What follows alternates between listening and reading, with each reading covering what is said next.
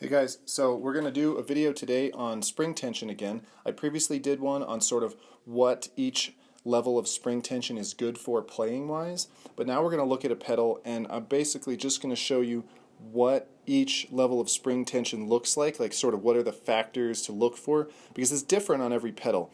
A light spring tension on one pedal may be the equivalent of like a medium tension on another or whatever. You know, they're not universally the same increments. And they don't sort of start and stop in the same place. So I'm just going to look at one pedal, but I'm going to show you what I would consider the loosest conceivable setting, the tightest conceivable setting, and a couple in the middle, so that you can sort of gauge whether you're using a loose, medium, tight setting in the sort of grander scheme of things, regardless of where it is in the adjustment for your particular pedal. So here we have what I would consider the loosest conceivable spring tension. If you look at it, if I put the pedal in its neutral position, the spring will just come right off of the bearing there. So it's almost not on at all. You can see that if I move the pedal around, it really doesn't pull on the beater in any effective manner until it gets towards, the outer limits of its range of motion. So if I zoom out here and just put my foot on the pedal, you'll see that it just goes completely to the head. No matter how gently I try to do this, it just drops every time. So that's as loose as a spring could conceivably go under any circumstances without just falling apart. So this is pretty worthless for playing. I mean, you could play if you had to, but it'd be very, very difficult. Okay, so now I've tightened the spring up just a little bit. I would call this the loosest effective spring tension.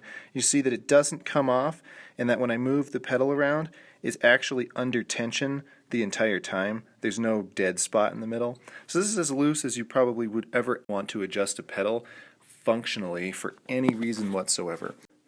You can see that if I put my foot on the pedal this time, it still goes right to the head.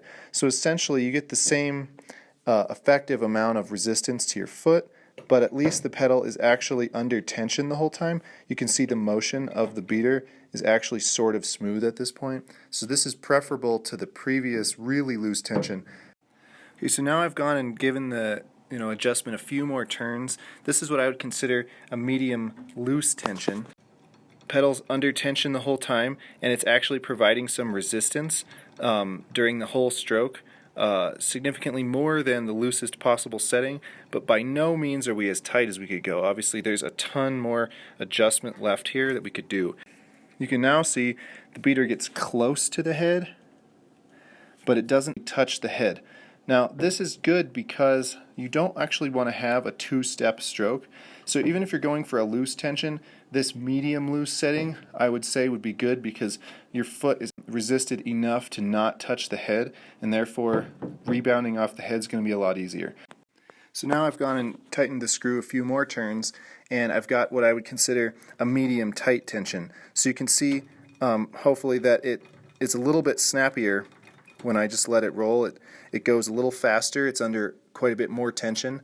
You can see it's of course not all the way tight still. I still have several more threads to go on the adjustment. Then I put my foot on it.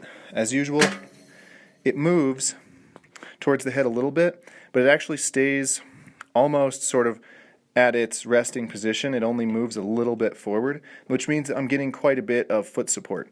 Now, of course, this increases the resistance to get to the head, but it's pushing my foot back when I play. So if I were trying to do floating strokes or heel up playing, this might be more effective.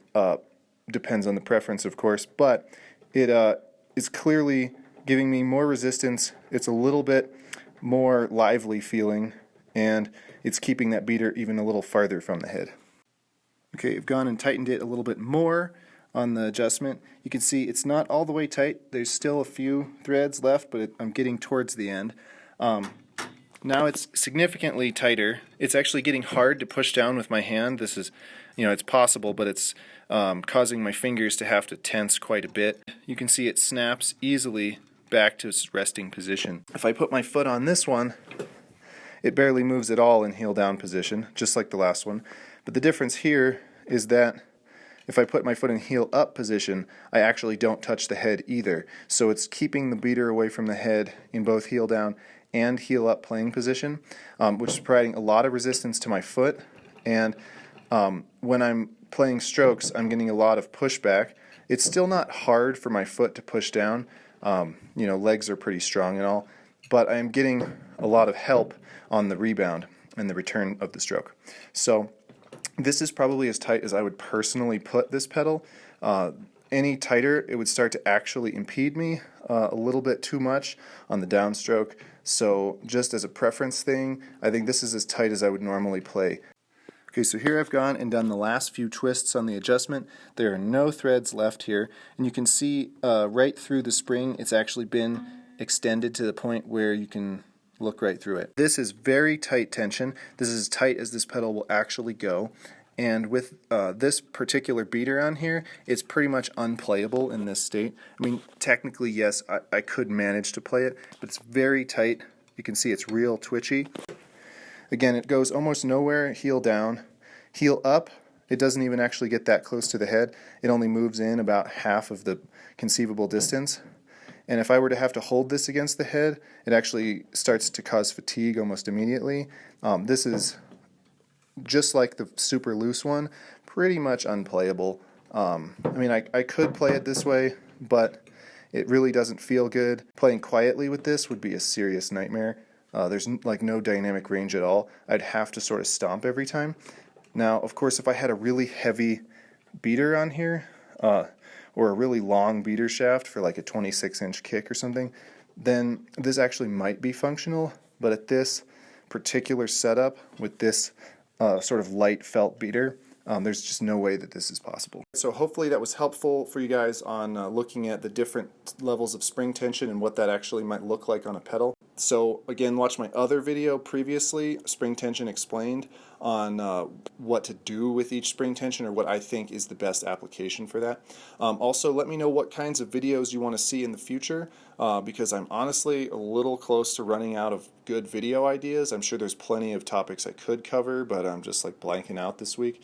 So anyway, let me know. Thanks for watching. See you guys later.